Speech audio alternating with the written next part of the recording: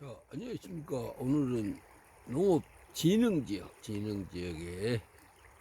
왔습니다. 여기. 자, 농업진흥지역이란 무엇인가 여러분들도 잘 알지만 추후에 나중에 말씀드리도록 하고, 참 농사짓기 좋은 땅 국가가 보호하기 위해서 농업진흥지역으로 지정해서 농민들이 물 잘 들어오고 또 격리정리 잘 되고 아주 바람 비 피해도 없고 아주 양질의 토지, 그러니까 농사짓기 좋은 토지를 진흥지역이라고 합니다. 자, 오늘은 자, 이재명 정부 햇빛마을과 영농형 태양광 농촌의 기회인가 함정인가 이거에 대해서 한번 말씀해 보도록 하겠습니다. 저는 영상광닷컴 대기자 정문차입니다. 자, 여기가 지금 나주평야 들녘에 나와 있는데요. 자, 천천히 꼼꼼히 정리하도록 하겠습니다. 자, 잘 들어보시고, 자, 우리가 이렇게 농촌은 또 하나의 기회인가 미래인가 아니면은 위기인가에 대해서 우리가 잘 평가해 보도록 하겠습니다.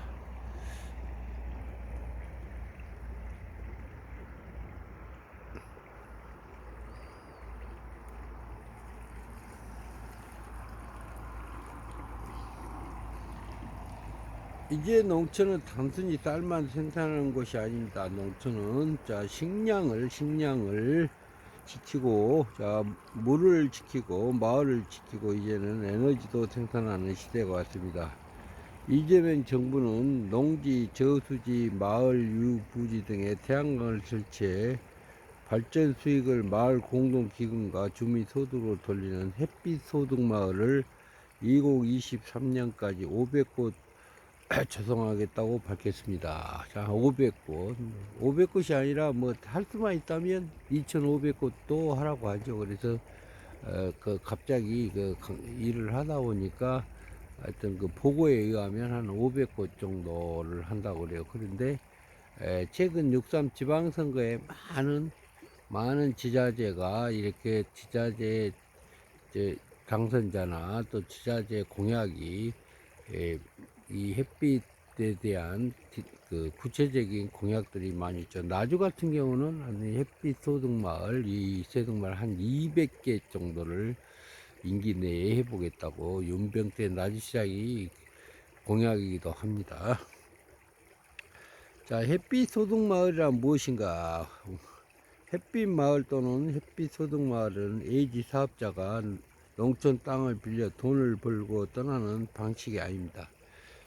과거에는 뭐 신안이나 뭐나는 해서 뭐 나름대로 지역 기여도 뭐 해가지고 그 약간 그 지역의 지원 형태로 이렇게 주고 자기들은 그 TF를 발생해갖고 은행에 돈 빌려서 결과적으로 그 사업자만 배불리는 그런 것을 지향해서 이제 마을 사람들이 직접 이 마을에 그 형성을 해서 그 복지라든가 여러 가지 수익을 내라고 하는 것인가. 그게 결과적으로 정부가 특례를 준 거죠, 특례. 근데 굉장히 이것이 까다롭고 일하기가 어렵기 때문에 쉽지 않은 이 사업인 이것이 문제입니다. 그래서 일반인들이 뭔 일을 하기는 어렵지만 그래도 정부가 또 나름대로 어, 그 여러 가지 그 업자 그 시스템들을 전부 다 확보해서 일을 할 수 있도록 많은 지원을 하고 있는 것도 사실입니다.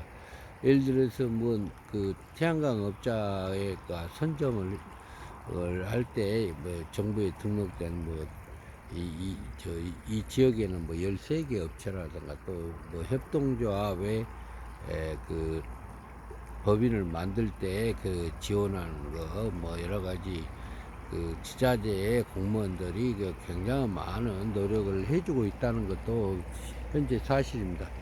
그렇지만 이거 처음 해본 일들이기 때문에 뭐 공무원도 버벅거리고 지역 사람도 마을도 뭐 또 긴급한 이런 일을 하다 보니까 아주 그 나름대로는 최선을 다하고 있지만 쉽지 않는 또 개발행위에 대한 법적 그런 문제도 있고 그래서 겪고 쉽지 않는 그런 일들이 굉장히 많이 있다고 생각됩니다.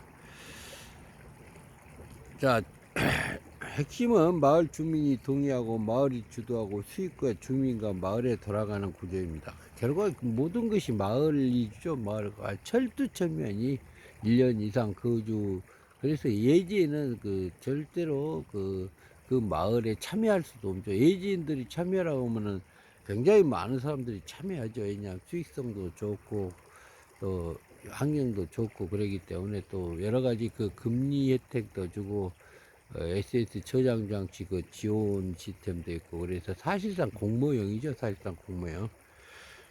정부 설명에 따르면 햇빛 소득 마을은 전체 주민의 70% 이상이 동의와 마을 총회 승인을 거쳐야 하며 협동조합 구성과 외부 사업자 개입 여부도 평가하겠다는 입장입니다. 그래서 외부 사업자는 절대로 들어오지 못하도록 그렇게 아주 하고 있는 것 같습니다.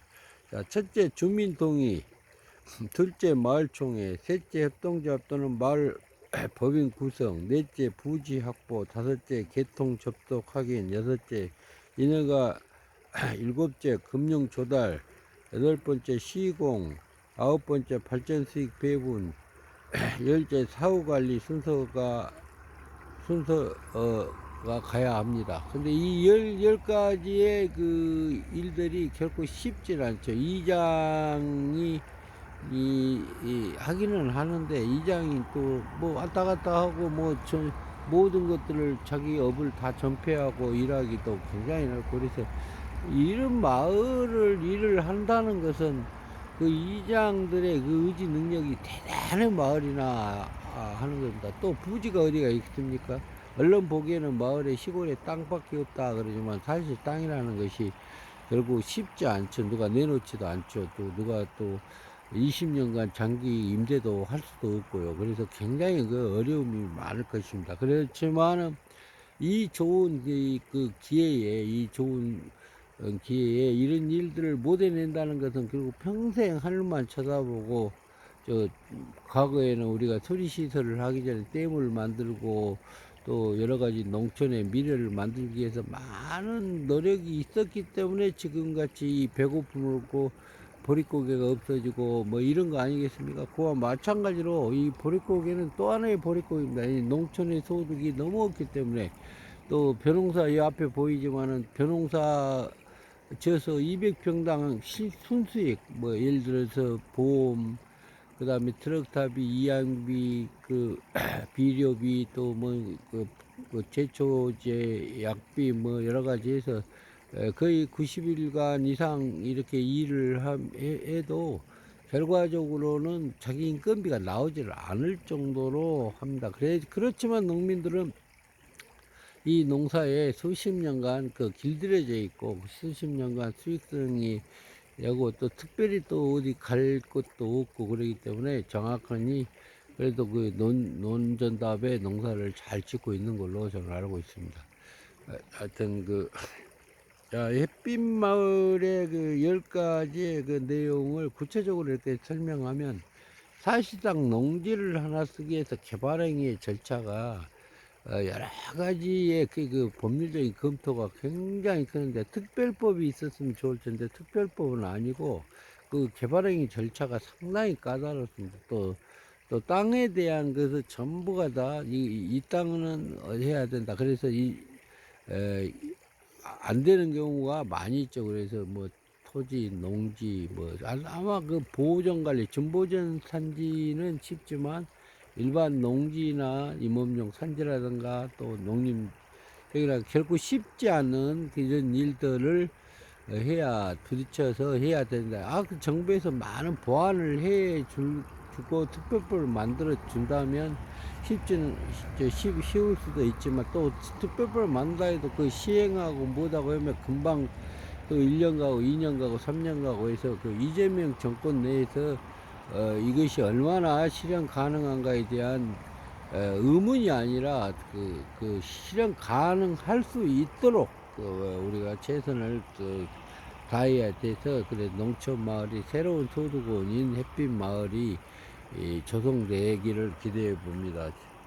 자, 햇빛 마을의 선정 절차는 마을이 먼저 할 일을 우리 마을에 태양광을 할 것인가를 공부하는 것입니다. 시공업자가 먼저 들어와서 계약부터 내미는 방식을 이용합니다. 자, 절차는 어떻게 잡아야 합니까? 첫째, 마을 설명회 개최. 마을에 관해 주민 전체를 설명을 열고 장점과 단점, 수익과 위험을 모두 공개해야 합니다. 자, 이거는 뭐 장점과 단점이 다 나와 있고 정부에서 모든 시스템들 장단점 다 나왔고 무슨 사기치고 그럴 일은 전혀 없는데요. 시공업자도 정부에서 특별한 업체를 선정해서 거기에서 선택해서 두세 군데 이렇게 해서 일을 할 수 있도록 하기 때문에 그 성실한 그 업자들로 이렇게 구성됐다고 볼 수도 좀 있지요. 그냥 둘째는 주민 70% 이상이 동의, 확보, 찬성. 찬성자만이 모아 추진하면 됩니다. 반대 주민, 토지 소유자, 임차농, 인근 주민 의견까지 들어야 합니다. 셋째, 마을총회 의결, 회의록 참석자 명부, 찬반 결과, 수익 배분 원칙은 문서로 남겨야 합니다. 모든 것들이 저 협동조합이나 마을총회는 다 문서로 남겨야 되지 않겠습니까? 셋째, 협동조합 또는 마을 법인 구성, 수익을 개인 및 명의가 가져가는 구조가 아니라 마을 공동체 관리하는 구조로 만들어야 합니다. 다섯 번째, 부지 조성, 농지, 저수지, 마을 창고, 지붕 축사, 지붕 유지, 공공부지 등을 조사해야 합니다. 정부에서는 뭐 여러 가지 그 저수지나 마을 창고, 축사, 지붕 유지, 부서지 이 경우도 뭐 하여튼 정부에서는 가능하다는데 그 관련 부서와 협의하고 뭐라고 해서 지금 단계로서는 그렇게 쉽지 않은 일이지만 이제 가능할지 않을지는 모르겠지만 하여튼 대통령이 그 지시한 내용들이기 때문에 아마 가능하지 않을까. 가능하더라도 결국 쉽지는 않다. 왜? 그 수익성도 중요하지만 효율성도 중요하고 경제성도 또 중요합니다. 토지가 너무 나쁘면 공사비가 많이 들어가지 않겠습니까? 공사비가 많이 들면 그 수익성이 떨어집니다. 수익성이 떨어집니다. 그래서 결과적으로 또 아무데나 이렇게 하면 또 그것이 보기가 좀 그럴 수도 있죠. 그래서 하나의 그 집단화된 그 뭐냐면 뭐 토지 또 버려진 토지라든가 여러 가지 근데 사실 버려진 토지가 아니라 그 토지가 그 좋은 뭐 이렇게 보존관리라든가 계획관리 그런 토지가 오히려 더 비싸고 좋은 토지잖아 않습니까? 그게 사실 경제성이 있는 토지인데 그런 토지의 경제성이 있게 할 수 있을까에 대한 의문도 좀 있지만 하여튼 어떤 개발행위는 꼭 필요합니다.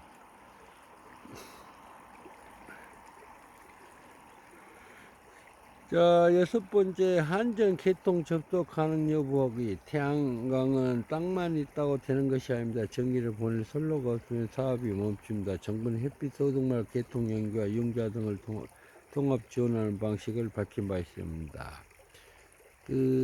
개통 이런 것 자체가 2031년까지 이 전남 지방에는 또 이게 선로가 없잖아요. 그래서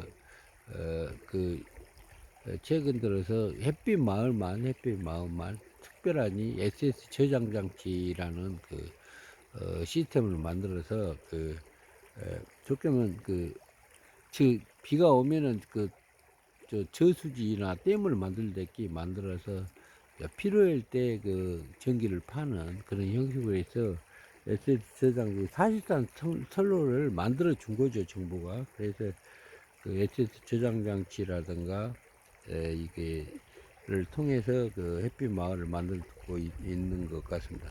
일곱 번째, 발전 사업 허가가 개발행위 허가, 농지 관련 허가, 지자재 한정, 전력거래소, 에너지공단, 농지부서 확인이 필요합니다. 이런 것들은 당연히 필요하죠. 그래서 이게 전문 업체들이 하나의 컨설팅을 통해서 많이 지원하고 있다는 것입니다. 여덟 번째, 금융조달, 정부, 융자, 농협대출, 주민, 출자, 협동조합, 출자, 장기 계약 구조를 비교해야 합니다. 하여튼 이게 뭐 1, 2푼 들어가는 것이 아니라 상당히 많이 돈이 들어가기 때문에 어떤 사람들 깜짝 놀리는데 깜짝 놀란 것이 아니라 어느 누구도 실질적으로 가만히 앉아서 무슨 정부가 돈 주고 그런 거 아닙니다. 그래서 결과적으로는 융자를 얻어야 되기 때문에 융자를 얻은데 융자가 이제 그 정부가 실제 금리의 문제인데 금리를 1.75% 내지 최고 많게는 2%까지 해서 지원하기 때문에 경제성이 나옵니다. 경제성이 나옵니다. 예를 들어 태양광이 태풍에 무너졌다, 뭐 됐다, 다 보험 들고 뭐 되고 관리가 다 되기 때문에 결과적으로 수익성의 문제는 그렇게 많지 않다. 그 다음에 또 여러 가지 비용 문제도 있지만 또 그 23년까지 또 이렇게 농지도 쓸 수 있고 또 가격도 일정 지분 정리해 주기 때문에 하여튼 지금 이게 돈 벌기가 쉽지 않은데 농촌의 사람들이 그 돈 버는 방식도 모르고 또 그만한 가감 투자도 하지 않으니까 결과적으로 정부가 이재명 정부에서 이런 마을을 통해서 또 소멸적인 농촌을 더 건강하고 더 소득이 있고 또 돌아오는 농촌을 만들기 위해서 아주 불철주야 노력하고 있는 햇빛 마을과 영농형 태양광입니다. 그래서 우리가 긍정적인 태도를 가지고 방송에 대통령이 나와서 거짓말 하겠습니까? 뭔가 우리한테 보탬을 주려고 하고 없는 사람한테 더 신경을 써주려고 하는 것이지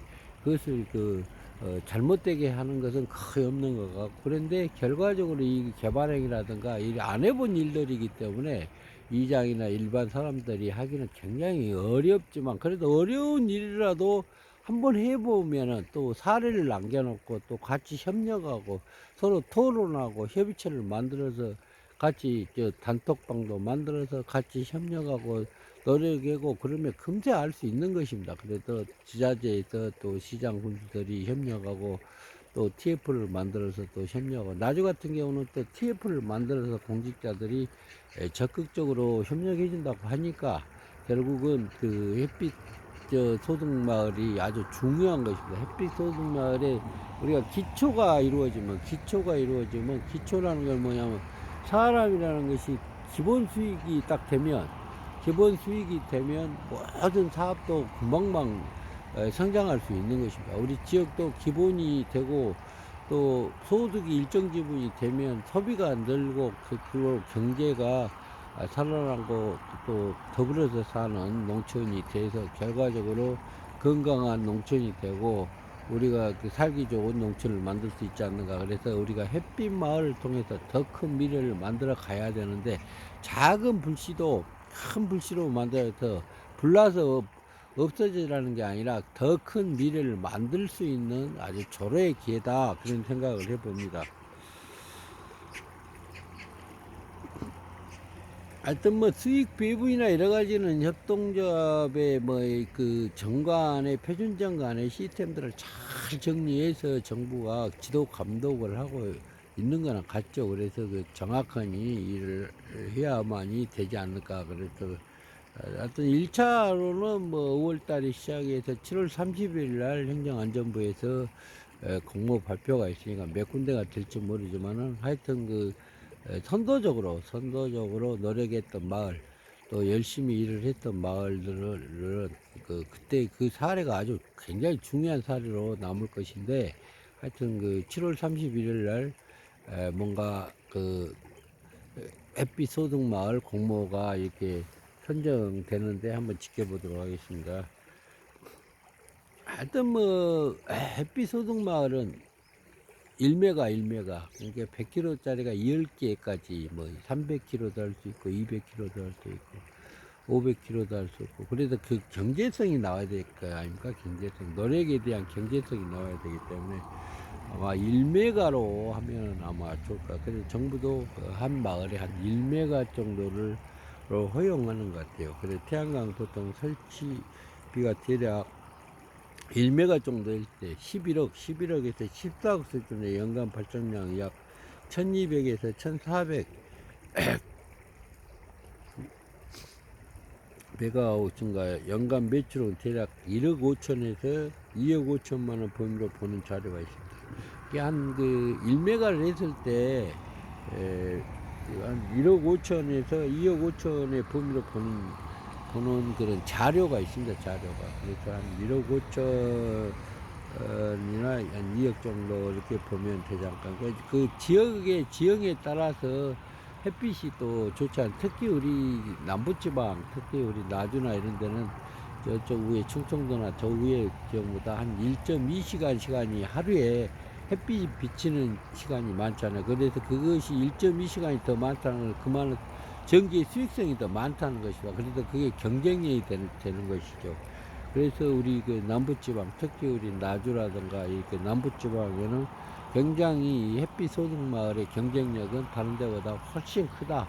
비용 대비의 수익성이 훨씬 클 수밖에 없다. 그래서 그런 내용입니다. 그래서 1억 5천에서 2억 5천의 범위로 보면 될 것 같은데 한 1억 한 6, 7천 정도 한 달에 나오는데 그게 이제 거기에서 보면은 다만 이것을 매출입니다. 매출, 총 수익 매출인데, 여기에서 대출이자, 뭐 돈이 없으니까 그 빚을 냈을 거 아닙니까? 그 이자, 그 한 2%대, 1.75인데, 그 한 2%대, 원금 상환. 그러니까 빚을 그냥 바로바로 갚아옵니다. 그냥 그 쪼개서 이렇게 갚아가는 거죠. 그래서 원금 상환, 유지 관리비, 그 유지라는 것은 뭐 풀도 비워야 되고, 뭣도 해야 되고, 뭐, 고장 나고, 또 보험, 또 혹시, 이렇게, 뭡니까, 바람이 분다든가, 뭐, 재해가 일어난다든가, 뭐, 태양광이 망가지면, 뭐, 걱정을 거 없습니다. 보험을 넣기 때문에, 보험에서 다 이렇게 그냥, 또, 토지가 없기 때문에, 토지 임대료도 지급해야 하고, 또 세금을 내야 될 거 아닙니까? 임포터 교체비, 예비비, 이렇게 해가지고, 사실 그 발전 사업자가 되는 거죠. 발전 사업자. 그러니까 굉장히 꼼꼼하니 사업이요. 그 농업도 경영 계획을 작성해서 그 사업을 하듯이 실질적으로 이것도 마을 사업입니다. 마을 공동체 사업에 의해서 꼼꼼하니 관리도 잘하고 어떤 그 총무가 잘해야 되지 않을까 합니다. 그러니까 따라서 일매가 하면 무조건 마을에 2억이 넘는 나는 말은 조심해야 합니다. 매출과 손치가 다릅니다. 계약서와 금융 조건을 봐야 합니다. 하여튼 뭐 금융 조건 같은 것은 봐야 되는데 금융 조건은 일단 정해진 것 같아요. 금융 조건은 1.75 내지 2%대이기 때문에 일반적으로 뭐 지금 태양광 회사는 4.5, 3.5 뭐 이렇게 막 그러는데 금융 조건은 정부에서 하나의 그 시스템을 만들어줬기 때문에 아주 좋은 금융 조건이죠, 금융 조건. 그래서 그 금융 조건이 있기 때문에 누구나 공모를 하고 이 시스템에 또 그 선정되려고 노력을 하는 그런 마을들이 많고 또 인재들이 있는 마을에는 그냥 이제 미래 산업은 우리가 햇빛 마을밖에 없다. 햇빛 마을이 아주 중요하다 해서 그 옛날에 공직자 정년했던 사람들, 뭐 공공기관에 정년했던 또 농촌에 와서 그 또 살았던 사람들, 이런 사람들은 그 마을의 대표가 돼서 열심히 이걸 선정하려고 노력하는 것도 있고, 나주도 뭐 한 공청회 또 설명회 41개 마을이 참여해서 열심히 했던 그런 내용. 저도 이제 한번 가봤는데 많은 사람들이 열정을 불어넣었지만 결과적으로 개발행위라든가 토지 문제 여러 가지 그 사업이라는 것이 당장에 되는 일은 거의 없죠. 또 정부가 그냥 해준 게 아니기 때문에 그런 것들이 굉장히 어려워서 일단 포기라기보다도 뭐 보완하고 있지 않을까 그러네요.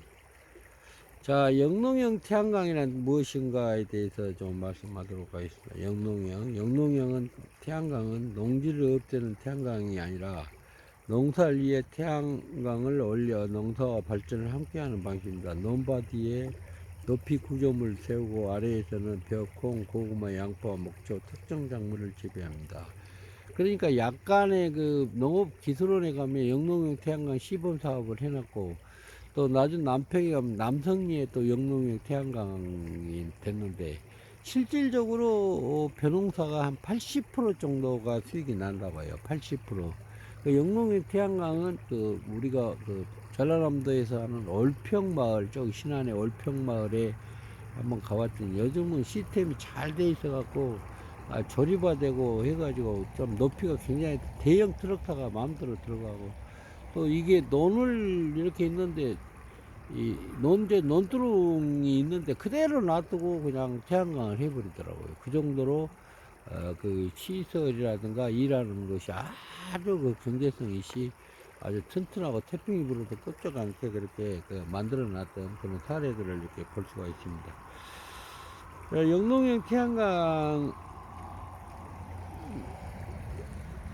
영농형 태양광 무엇인가? 영농 태양광 농지를 업되고 태양광 아니라 농사 위에 태양광을 올리는 거 발전을 함께하는 방식으로 논바디에 높이 구조물을 세우고 아래에서는 벼, 콩, 양파, 목초 작물을 재배하는 핵심은 농사를 계속해야 한다는 것입니다. 농사를 짓지 않고 태양광만 하면 그것은 영농형이 아니라 농지 훼손입니다. 그래서 그 농민들한테 농업진흥법이라든가 여러 가지 농사만 지라 하니까 사실상 이 토지가 굉장히 가치가 떨어지잖아요. 그래서 사실상 그린벨트라든가 농업, 그래서 농민들한테 이 땅이 비싸져 갖고는 또 안 되기 때문에 국가가 제한하는 것들이요, 제한. 그래서 이제 일부 풀어준다고 보시면 돼요. 그래서 일부 농민들이 이게 200평당 9만원 수익 갖고는 안 되니까 그러면 뭐 특별히 훼손하지 않는 범위의 농사와 같이 접목하면서 국가의 생명과 안전 그리고 식량 안보 차원에서 농지는 보존하되 그 후에 그 영농형 그 태양광을 해서 결국 수익을 얻어서 농민들이 더 큰 혜택을 내서 좋은 대한민국의 농촌을 만들어 보자 해서 영농형 태양광의 그 법적인 문제를 해결하기 위해서 이게 사실상 그 국회 법이 통과됐죠. 그래서 그 보면은 그 과거에는 이거를 8년만 하자, 8년 해갖고 시설해갖고 경제성이 수익성이 안 나오기 때문에 최대 23년까지 확대한 걸로 그런 방향으로 이렇게 된 것 같습니다. 일시 사용 허가로 갈 것인가, 기간이 짧아서 수익성이 떨어지고, 최근에 논의 사용 기간을 8년 기준에서 최대 23년까지 확대한다는 겁니다. 그래 아마 23년 정도가 맞을 걸로 봅니다. 자, 2020년 국회 농수위에서는 영농형 태양광 발전 사업을 시장 구청장 허가를 받아 추천할 수 있도록 하고, 임차농 보호와 정책 자금 지원 근거를 담은 법안 논의에 진행됐다. 정리하면 법적 쟁점은 6가지가 있다. 첫째, 농지 전용인가 일시 사용인가. 둘째, 농업진흥지역에서 가능한가. 셋째, 임차농 권리를 어떻게 보호할 것인가. 넷째, 실제 영농을 하지 않으면 어떻게 제재할 것인가. 다섯째, 예지 자본이 농민 명의로 빌리는 것을 막을 수 있는가. 여섯째, 20년 뒤 철거 원상복구 비용은 누가 부담하는가. 이런 무엇 하나를 하면 굉장히 많은 그 내용이 점검돼야 되고 해야 되는 그런 것들이 많이 있죠. 그래서 영농 태양광 추진 절차는 영농 태양광 일반 태양광보다 더 꼼꼼해야 합니다. 1단계 농지하게 농지진흥지역인지 생산관리지역인지 보존관리지역인지 확인해야 합니다. 그리고 이제 실제 경작자지 소유자와 경작자의 다름이 임차농업 보호가 핵심입니다. 3단계 농작물 적합성 검토. 모든 작물이 가능한 것이 아닙니다. 그늘에 약한 농작물은 수확량이 줄 수 있습니다. 구조물 설계, 트럭터 콤바인 방제기가 들어갈 높이와 간격이 필요합니다. 하여튼 그 트럭터 콤바인 방제기가 그러니까 그 신안의 월평마을에 가니까 그 트럭터나 콤바인이 들어가는데 전혀 문제없이 높이와 폭이라든가 이런 것들이 전혀 완벽하게 정리되어 있어서 사실상 트럭터가 움직이고 뭐는데 전혀 문제가 안 되게끔 영농이 되어 있더라고요. 자, 5단계 농지 일시 사용허가 또는 관련 허가 지자체 농지부처와 반드시 사전 협의해야 합니다. 그것은 일단 허가할 때 태양광 허가를 할 때 모든 인허가는 다른 부서와 수계 문화재는 문화재, 농지면 농지 전부 다 협의해서 결과적으로 그래서 인허가 그러면 그냥 오늘 뚝딱 한 것이 아니라 관련 부서와 협의해서 문제점이 없어서 그래서 개발행위가 결국 쉽지가 않다. 집 하나 지은데도 그냥 쉽지가 않다. 그냥 오늘 그냥 누구 안다고 되는 게 아닙니다. 그래서 그런 것들을 일일이 점검해서 거기에는 그냥 농지 전용비도 있고 대체 산림 조성비도 있고 또 농업인한테는 또 특례 조항도 있고 뭐 660평방미터한테는 뭐 주택을 지었는데 농지 부담금도 안 내게 하고 그래서 농민들한테 보이지 않는 혜택도 상당히 있지 않았는가. 7당의 영농계획서 작성 무슨 작물을 심고 누가 농사를 짓고 뭐 이런 경우는 뭐 그 농사를 짓죠. 누가 안 질 이유가 있겠습니까? 농사를 짓고 생산량을 어떻게 하느냐에 써야 합니다. 8단계 금융 시공 보험 계약 하자 보증 태풍 피해 하재 감정 구조물 붕괴 철거비를 반드시 넣어야 합니다.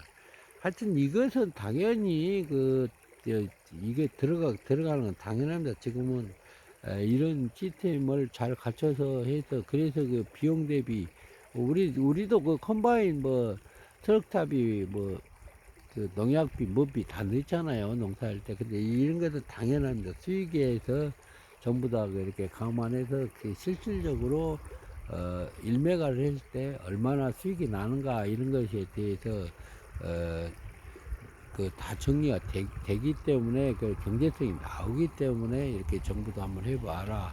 그래서 농민들한테 마을에 수익이 되지 않을까 이제 이런 얘기입니다. 자, 9단계 발전 사업관리, 발전량만 볼 것이 아니라 농산물 생산도 기록해야 합니다. 10단계 연상복구, 사업종료, 구조물 철거 및 분할철, 농지복구 비용은 미리 적립해야 합니다. 이제 그 20 몇 년 동안 이제 일반적으로 뭐 지금 마을에 이렇게 계신 분들은 그냥 20 한 3년 정도 되면 거의 다 돌아가실 수도 있어요. 저도 예를 들어 60세가 넘은 분들이 이렇게 하면 뭐 24년 70, 80, 또 조금 넘으면 90이 이렇게 돼갖고 있잖아요. 그래서 결국 그 자녀 세대에 또 상속 지분이 되지 않을까 그런데 그 당시에 가면 또 새로운 기법이 생겨서 더 좋은 그 철거 시스템도 있고 그래서 또 정부의 또 대책도 그 당시에는 또 다시 세우고 그러기 때문에 그렇게 큰 그 의미를 가질 필요는 없을 것 같고 절대 조심해야 할 그 함정이 첫째는 공짜로 해준다는 말을 조심해야 한다. 공짜로 되는 건 아무것도 없습니다. 세상에 공짜가 태양광이 없습니다. 결국 땅 명의 대출 REC 발전 수익 중 하나를 가져갑니다. 둘째, 장기 임대 계약을 함부로 하면 안 됩니다. 이 20년, 23년 계약은 자식 세대까지 영향을 줄 수 있습니다. 셋째, 마을 대표인 명의 몰래 계약하면 분쟁이 아닙니다. 반드시 주민총회 회의로 공개회의가 있어야 합니다. 넷째, 농지 훼손 논란을 막아야 합니다. 영농형이라면 농사가 중심으로 태양은 보조 수익해야 합니다. 다섯 번째, 개통 접속을 먼저 확인해야 합니다. 한전 접속이 안 되면 허가를 받아도 발전을 못 합니다. 여섯째, 수익 배분 기준을 미리 정리해야 합니다.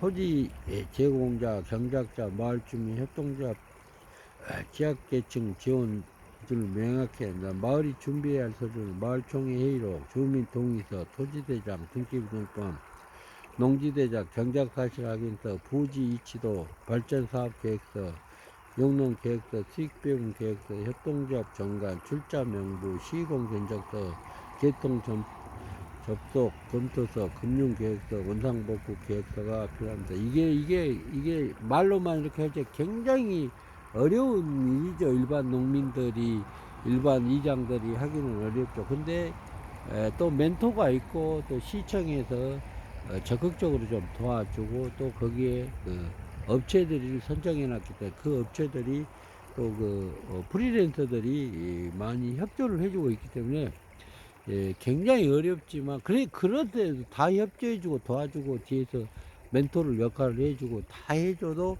결코 쉽지 않은 일이죠. 그래서 쉽지 않은 일이지만 결국 우리 농촌의 미래를 위해서 누군가가 앞서 나갈 때 그 멘토가 또 그 다른 마을을 또 알려주고 또 이렇게 하면 된다 저렇게 하면 된다 해서 그래서 우리가 우리 지역에 햇빛으로 소득을 올려서 만들어야 될까 하니까 햇빛 마을과 영농의 태양광은 농촌을 살릴 수 있고 잘못하면 농촌을 또 한 번 빼앗길 수 있습니다. 중요한 것은 태양광 자체가 아닙니다. 누가 주도하느냐, 수익이 누구에게 가느냐, 농지가 지켜지느냐, 주민이 알고 동의했느냐 했습니다.